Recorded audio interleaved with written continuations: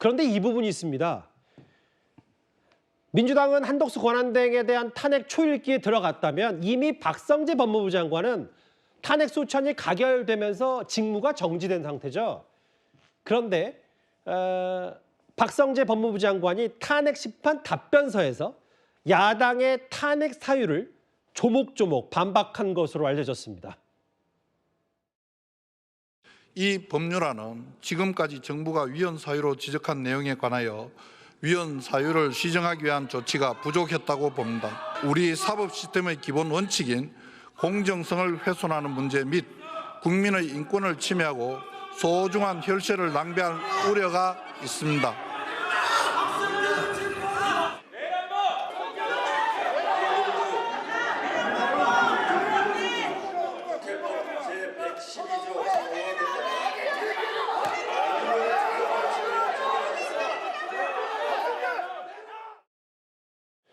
근데 탄핵 사유에 보면요, 이런 부분이 있어요.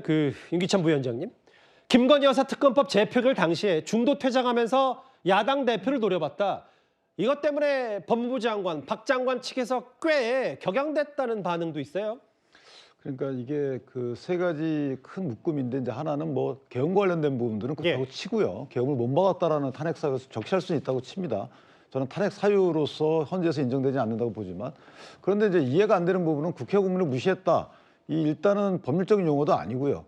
무시해서 어떤 법조항을 위반했는지에 대한 적시가, 예를 들면 자료 제출 안 했기 때문에 증언감적법 위반이다. 이것도 이해하겠어요.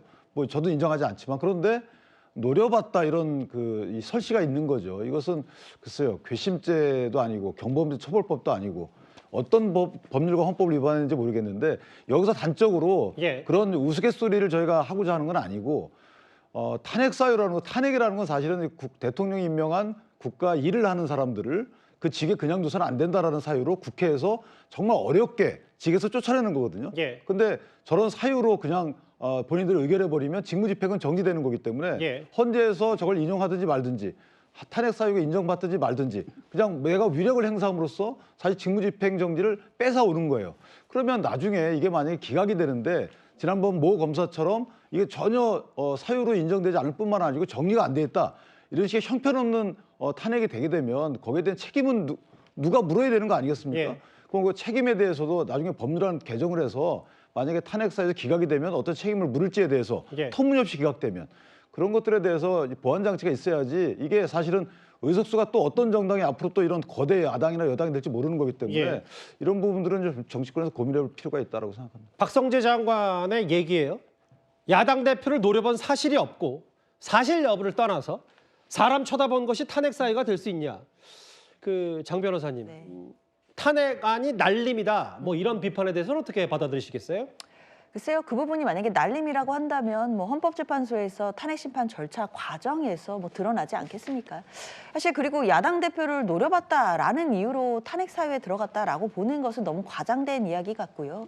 그것보다는 야당 대표를 노려봤다 이 취지가 아니라, 그러니까 12월 7일 날 김건희 여사에 대한 특검법을 재표결할 때 총리 대신해서 국무위원으로서 법무부 장관이 왔던 것이었는데, 그렇다면 국회를 그리고 국민을 존중하는 마음에서 끝까지 있어야 되는 것이 당연한 도리이고 의무가 아니었느냐라는 관점입니다. 그러나 아시다시피 법무부 장관이 당일 그 표결이 전체 다 있을 때까지 있지 않고 중도에 퇴장을 한 바가 있었고, 당시 이런 태도에 대해서도 국회의장도 지적을 한 바가 있습니다. 이런 태도, 국회에 대한 또 국민에 대한 무시다라는 부분들이 분명히 지적이 나왔었거든요. 그렇기 때문에 여러 가지 탄핵 사유들 중에 뭐 국회 증언감정법 위반이라든지, 그리고 계엄 당시에 국무회의 참석했던 점, 그리고 그 계엄이 해제된 날에 대통령 안가에 갔었던 그 회동 멤버 중에 하나라는 것, 여러 가지 내란에 관여된 의혹들이 있다는 점까지도 탄핵소추 안에 들어간 것이기 때문에요. 야당 대표를 노려봤기 때문에 탄핵소추가 됐다, 이렇게 보기는 어려울 것 같습니다.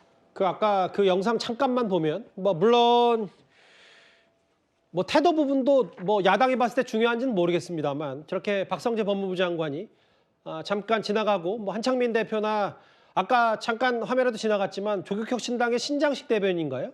뭐 일어서서 박성재 법무부 장관에게 고함치는 모습도 잠깐 이 장면 지나갔는데, 뭐 그럼에도 불구하고 탄핵안에 이게 들어갈 사유가 맞냐, 박 장관의 항변 혹은 격양된 반응 얘기까지 길지 않게 만나봤습니다.